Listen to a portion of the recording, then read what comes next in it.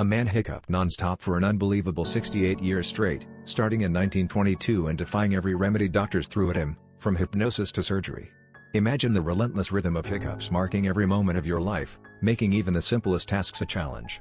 Despite this, he lived a full life, raising children and working on a farm. His story is a testament to human resilience, showing how he adapted to an endless cycle that would drive most of us to despair.